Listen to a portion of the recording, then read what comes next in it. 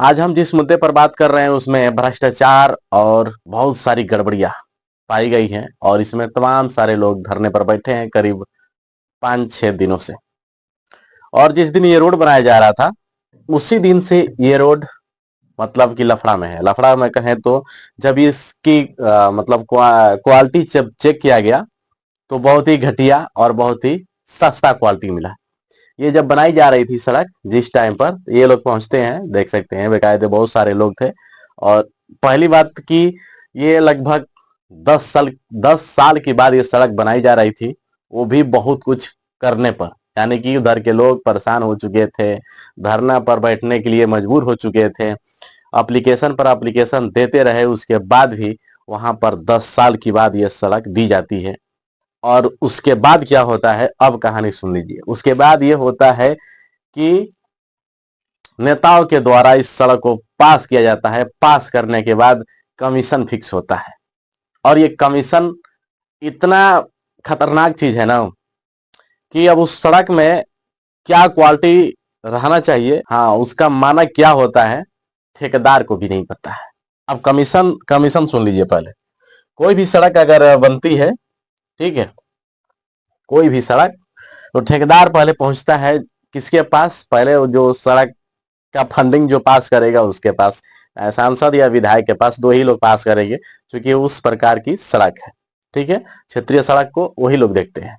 कोई आएगा कहे कि हम 30% देते हैं नेताजी आपको, हमको दे दीजिए टेंडर।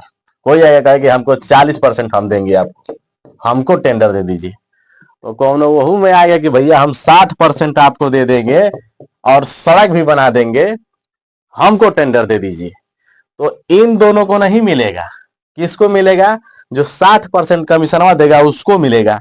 और यही हुआ है इस रोड में। जिस रोड को जो विधायक या सांसद पास किया होगा लगभग 60% कमीशन लिया होगा और उसी के चलते वो रोड बहुत जर्जर और खराब हालत में है।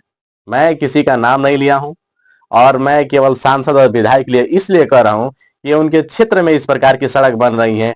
अगर वो लोग जनता की या फिर अपने गांव की, अपने विधानसभा की, अपने लोकसभा की अगर चिंता है तो इस प्रकार की सड़क जब एक दिन नहीं, 2 दिन नहीं, 3 दिन नहीं, 4 दिन लगातार, आज 5वें दिन धरने पर बैठे थे लोग, उसके बाद भी ना सांसद आया ना विधायक आया। तो इसका कारण यही है कि लगभग ये वाली जो स्कीम है शायद लागू होगा। और ये स्कीम के बाद ये नहीं है कि जो ठेकेदार है इसमें 40% खर्चा कर देगा। सीधी सी बात है, 60% इनको दे दिया तो 40% खर्चा थोड़ी करेगा। कितना करेगा? 10%। 10% का नतीजा ये है कि जो सड़क बनाई गई है ना उसमें से जितना मतलब वो गिट्टी होता है, बोल्डर छोटा छोटा, अगर आप सोचेंगे कि भैया कुछ 2-4 बोरिया बिटोर ले तो मात्र थोड़े से ही दूरों में, थोड़ी सी ही दूर में आप 2-3 बोरिया इकट्ठा कर पाएंगे केवल हाथों से। उसका भी वीडियो है मेरे पास, आप लोग आएंगे तो अलग से उसको डाल देंगे, आप लोग देख लीजिएगा। अब और इसके पीछे की कहानी सुन लीजिए। इसके पीछे की कहानी यह है कि जो 30% है, 30% चूंकि बच चुका है ना, 60 और 10 70, 30% अभी बचा हुआ है। 30% में इंजीनियर और भी जो सीनियर अधिकारी, मंत्री संतरी सबको दिया जाएगा। इसमें बहुत बढ़िया बढ़िया लोग भी होंगे जो अखबारों का, न्यूज का, जो बड़े बड़े महारथी लोग हैं उनमें ये बंदरबाट किया जाएगा। तो इसलिए सड़क खराब बनती है। कहां पर? ये उत्तर प्रदेश के बलिया जिला और विधानसभा बेलथरा रोड, यानी कि लोकसभा सलेमपुर का। यह मैटर वहीं का है और हमको भेजे हैं कौन कि दुर्गेश, इनका नाम दुर्गेश अम्बेडकर है। ये अपने आप को समाज का नेता कहते हैं या फिर कहें कि भाई सामाजिक नेता कहते हैं। इन्होंने हमको कई दिन से ये फोटो वीडियो वगैरह सब कुछ भेज रहे हैं ताकि मैं एक वीडियो बना दूं इस पर। और मुझे इस बात को कहने में कोई दिक्कत नहीं है कि इस प्रकार की घटना वहां पर हो रही है।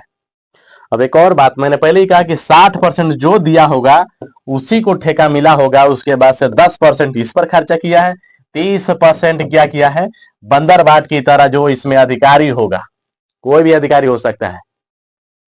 अब तक इस सड़क पर ना तो जांच बैठी है और ना ही उस पर मुकदमा हुआ है, ना ही उस पर कोई एक्शन लिया गया है।